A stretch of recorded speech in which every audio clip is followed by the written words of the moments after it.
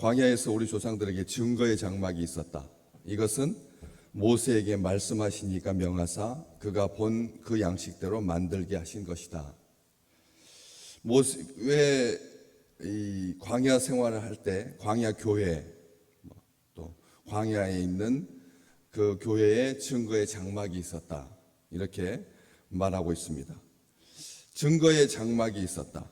근데 그 증거의 장막을 하나님께서 모세에게 말씀하셔서 명하신 대로 그 양식대로 만들게 하셨다.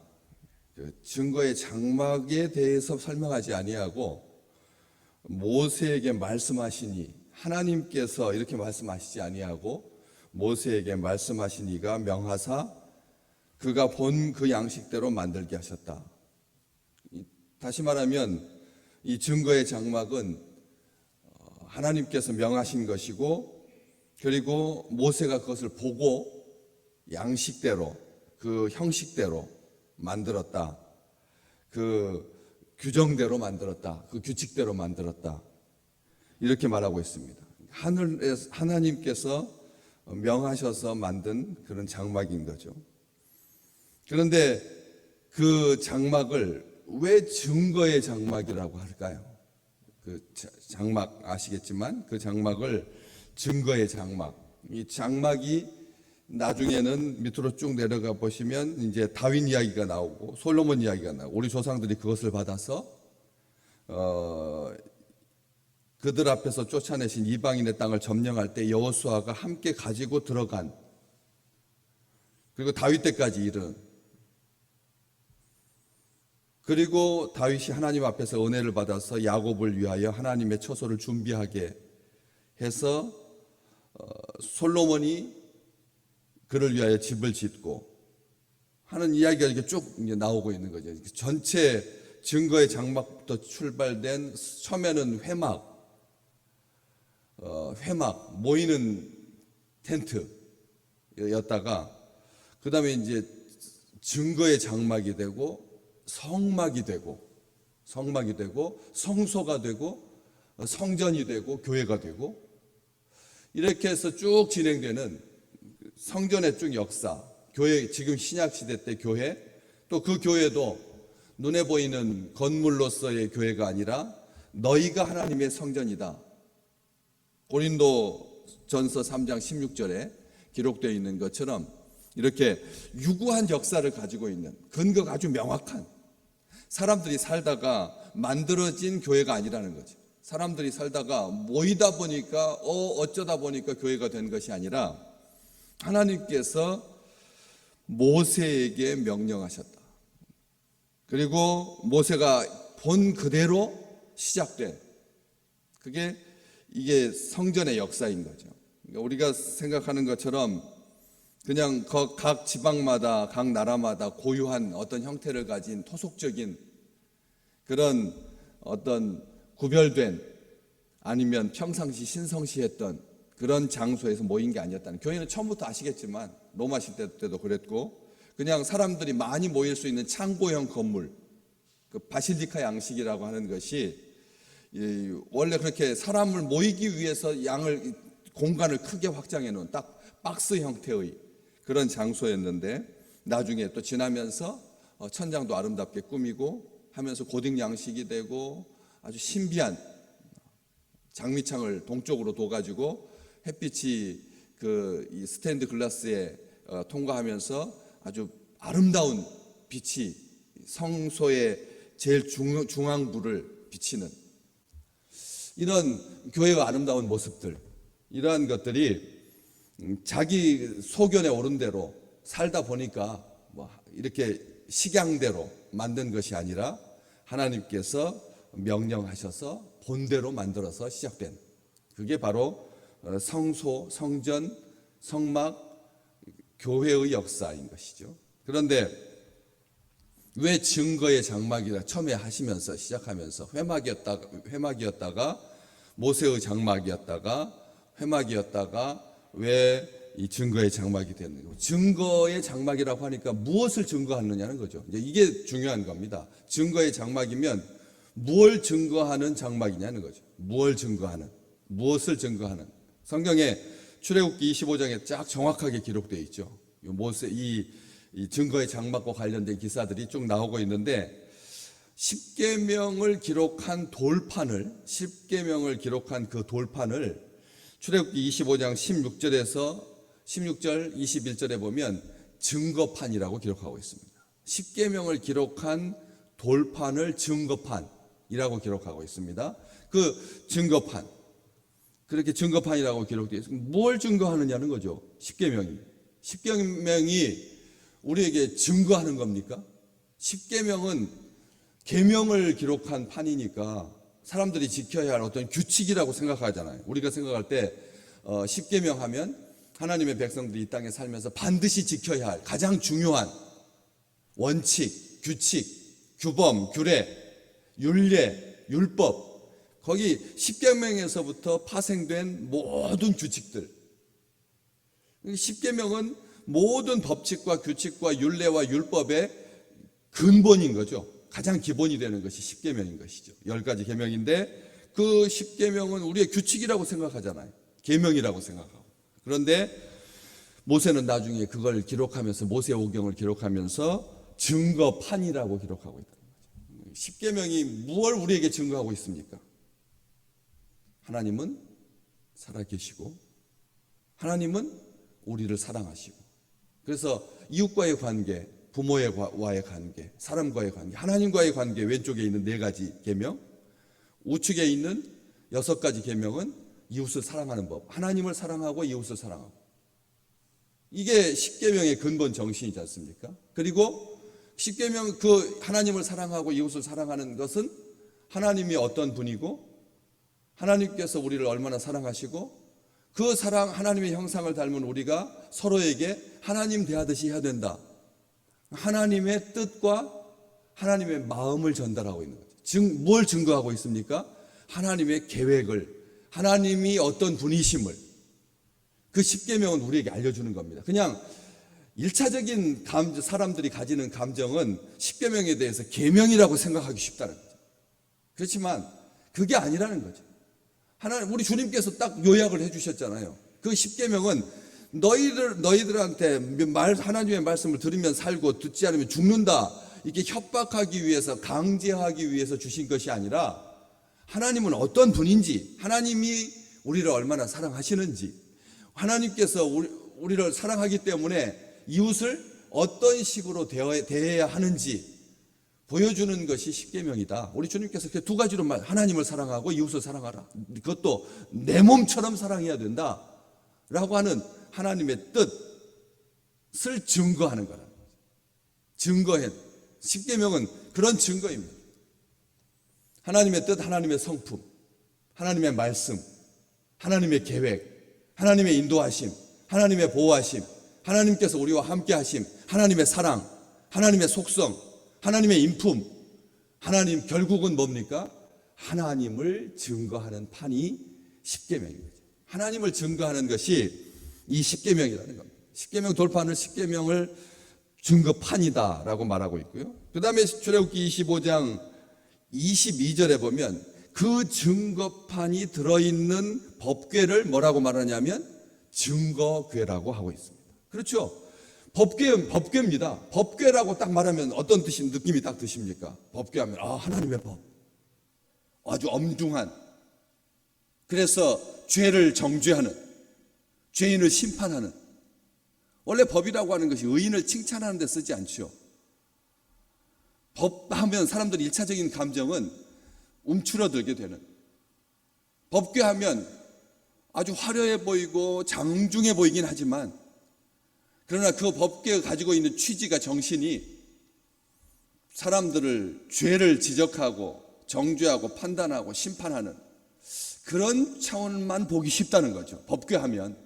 그런데 출애굽기에 모세는 그걸 기록하면서 법궤라고 하지 아니하고 증거궤라고 한다는 거죠.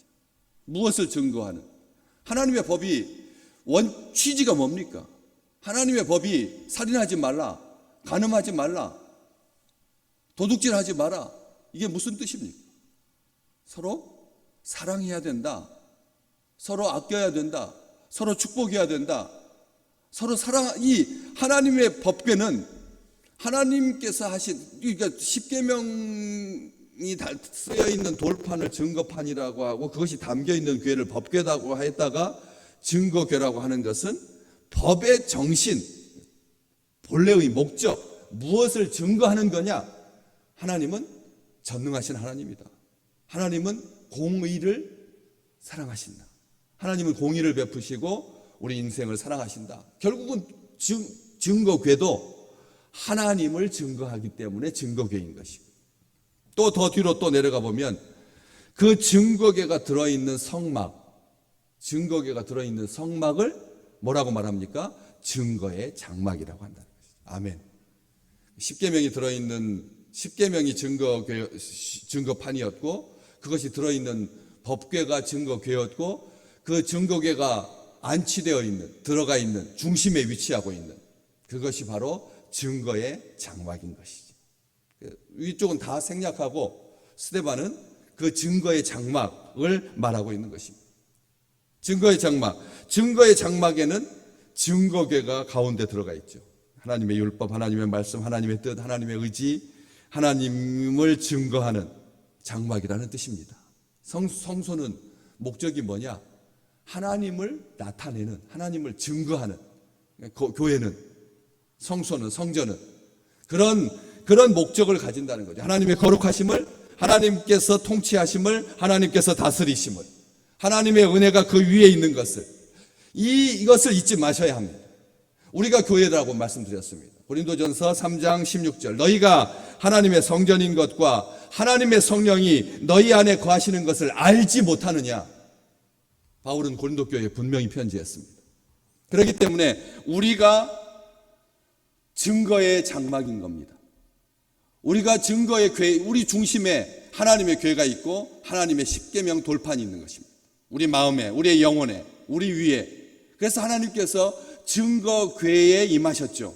하나님께서 증거궤 위에, 그 법궤, 증거궤 위에 임하셨지 않습니까? 거기에 그룹 둘이 무릎을 맞대고 날개가 맞대어서 서로 얼굴을 향하고 있고, 그리고 그 날개 있는 그 속죄소, 그 증거궤 바로 윗판, 속죄의 돌판, 거기에 하나님께서 임하셨던 것처럼. 그리고 그 위에 희생제물의 피를 대제사장이 가지고 가서 그 증거의 판, 그 위쪽에 속죄소에다가 피를 뿌리는 거죠. 제물의 피를 뿌리는 거죠. 용서함 받은. 다 우리하고 연결되어 있습니다. 하나님께서 예수 그리스도의 흠도 점도 없는 제물의 피를, 예수 그리스도의 피를 그 증거궤 위에 뿌려서, 그래서 증거가 되게 하고 죄사함 받게 하고 공의와 심판이 드러나게 되고 하나님의 은혜가 드러나는, 하나님의 임재가 있는, 성령이 함께 하시는 이 놀라운 축복을 우리가 누리게 되는 것이죠. 증거의 장막이 조상들에게, 광야에 우리 조상들에게 증거의 장막이 있었다. 이것을 말하고 싶은 목적이, 스데반이 왜 증거의 장막을 말하느냐? 너희가 죄사함 받았다. 너희에게 하나님의 은혜가 임했다. 그걸 말하려고 지금 증거의 장막부터 쭉 이야기, 다윗 시대를 거쳐서 쭉 이야기를 하려고 하는 것이죠. 우리 주님 말씀하셨습니다. 성전된 자기 육체를 가리켜서 말씀하셨습니다. 헤롯의 성전 사흘 동안에, 헤롯의 성전 그냥 헐어라, 그러면 내가 사흘 만에 짓겠다라고 말씀하신 그 근본 속에 우리 주님께서 자기의 성전된 육체를 가리켜서 말씀하셨습니다. 예수 그리스도께서 그렇게 하나님을 증거하셨습니다. 십자가를 자기가 죽으심으로 말미암아 하나님을 드러내는, 하나님을 증거하는 그런 삶을 사셨던 것처럼 주의 백성들이 이 땅에 살면서 하나님의 은혜 받은 증거가 되시기를 주의 이름으로 축복합니다. 우리가 하나님의 은혜를 입은 증거에 우리 몸뚱아리가, 우리의 마음이, 우리의 정성이, 우리의 뜻이, 우리의 삶의 여정이 발걸음마다 다 이것이 하나님의 은혜가 임할 그런 놀라운 축복의 증거라는 것이죠. 하나님께서 임재하시고 성령께서 함께 하시고 예수 그리스도께서 위하여 죽으시고 하나님을 나타냈듯이, 하나님을 드러냈듯이, 하나님의 영광을 증거했듯이 거룩하게 구별된 자다라고 하는 그런 말씀인 것이죠. 그래서 성령을 거스르면 안 된다. 성소는 하나님께서 임재하시는 곳이기 때문에 성령을 거스려서는 안 된다. 그래서 51절 밑으로 쭉 보면 너희가 항상 성령을 거스르는도다. 하나님의 거룩한 백성이고 증거의 장막인데 너희가 항상 성령을 거스르는도다. 너희의 조상과 같이. 지금 스데반이 말하고 있는 취지가 거기에 있는 겁니다. 너희는 거룩한 존재다. 그런데 너희가 그 예수 그리스도를 죽이고 성령을 회방하고 성령을 거스르고 하나님을 거역하고 했어야 되겠느냐? 지금 그 말을 하고 있는 것이죠. 얼마나 거룩하냐? 민수기에 기록되어 있습니다. 이 거룩한 성막, 증거의 장막을 어떤 식으로 레위인들이 지켜야 하는지 거기에 기록되어 있는데, 거기에 보면 민수기 1장 51절 말씀. 외인이 가까이 오면 죽여라. 아멘. 외인이 가까이 오면 죽여라. 이 말은 무슨 뜻입니까? 예수 안 믿는 사람이 성전에 들어오면 죽여버리라는 뜻입니까? 원래 처음에 취지는 그거였죠. 하나님을 알지 못하는 이방인이, 외인이 하나님을 알지 못하다라고 하는 말은 하나님을 거역하는, 하나님을 대적하는 악한 사람들이 성소에 함부로 오지 못하도록. 그래서 교회는 이 원칙을 2000년 동안 지켜왔습니다. 아시잖아요. 아무도 공권력이 하나님의 집에 함부로 들어올 수 없습니다. 우리는 그것을 믿습니다. 외인이 가까이 오면 죽이라. 이거 하나님의 명령입니다. 외인이 가까이 와서는 안 됩니다. 신천지가 들어와서는 안 되는 겁니다. 경찰이 함부로 들어올 수 없습니다. 교회에서 허락해야지만, 교회가 허락하는 건 누굽니까? 하나님이 허락하셔야지만 들어올 수 있습니다. 그렇기 때문에 아무리 22세기, 27세기가 되어도 하나님의 성소를 외인이 들어서는 안 됩니다. 국가의 권력이 교회를 규정하지 못하게 하라는 뜻인 것이죠. 국가의 권력이 교회를 규정하지 못하게 합니다. 벌써 2주 전부터 3주 전부터 정부는 이제 QR코드 안 해도 된다, 출입명부 작성 안 해도 된다 했습니다. 저는 즉시 하지 않았습니다. 교회가 뭐 나라에서 하라고 해서 하고 안 하라고 해서 안 하는 것이 아니라 더 안전하게, 교회는 더 안전하게, 그래서 하다가 이번 주일부터 오늘 새벽에 올라오실 때 QR코드 이 명부 안 쓰신 것처럼 주일부터 우리는 정부에 발표했다고 해서 즉각하고 뭐 이거 하는 게 아니라 교회가 판단하여서 더 정확하게 하기 위해서 나중에 했습니다. 정부를 뭐 거역하려고 하는 것이 아니라 이 말씀, 외인이 가까이 오면 죽이는, 하나님을 대적하는 자가 만약 교회 안에 들어오는 것은 허락하지 않으셨다라고 하는 것이죠. 요한계시록 12장 17절에 보면 그 여자의 남은 자손 곧 하나님의 계명을 지키며 예수의 증거를 가진 들이 예수의 증거를 가진, 바로 우리 요한계시록에까지 이 증거의 장막 사건을 계속 연장시켜서 말하고 있고, 그렇게 이 증거의 장막을 거룩하게 지키는 사람, 이게 교회라고 성경은 끝까지 말하고 있는 것이죠. 민수기 아까 1장 51절에 보셨지만 외인이 가까이 오면 죽여라 하면서 53절에 보면 레위인은 증거의 성막 사방에 진을 쳐서, 증거의 장막 사방에 진을 쳐서 이스라엘 자손의 회중에게 진노가 임하지 않게 할 것이라. 아멘. 우리가 성소를 거룩하게 지키는 것은 이스라엘 자손이 멸망하지 않도록 보호해주는 역할을 한다는 것입니다. 우크라이나가 러시아의 침공을 받아서 아주 황망한 어린아이들, 유치원까지, 정신병원까지, 일반 병동까지, 아파트까지, 관공서까지 다 폭격을 맞고 있습니다. 위험에 처해 있습니다. 그러나 하나님께서 망하지 않게 하실 것입니다. 우리 선교사들이 우크라이나에 얼마나 많이, 제 친구도 지금 우리 교회 와서 한번 말씀 전하셨던 우크라이나 선교사 기억하실 겁니다. 오셔서 말씀 전하셨지 않습니까? 크림반도에 있다가 그게 러시아로 넘어가니까 우크라이나 키이우로 수도 쪽으로 이동해서 거기서 사역하고 계시는 그 선교사. 레위인이 증거의 장막 사방에 진을 쳐서 이스라엘 자손, 이스라엘의 회중에게 진노가 임하지 않게 하시라. 증거의 장막 사방에 레위인이 있으므로 이 세상에 주의 백성이 거함으로 말미암아 교회를 중심으로 증거의 장막을 중심으로 그 사방에 진친 레위인 때문에 멸망이 임하지 않게 되는 것처럼 오늘 우리 믿음의 백성들이 가는 그곳에 생명의 우물물이 솟아나기를 주의 이름으로 축복합니다. 구원의 우물들을 허락하신, 우리가 구원의 우물들을 허락하신, 우리로 말미암아 하나님의 구원의 광채가, 생명의 역사가 새롭게 시작되는 그런 근사한 한 주간 되시기를 주의 이름으로 축복합니다.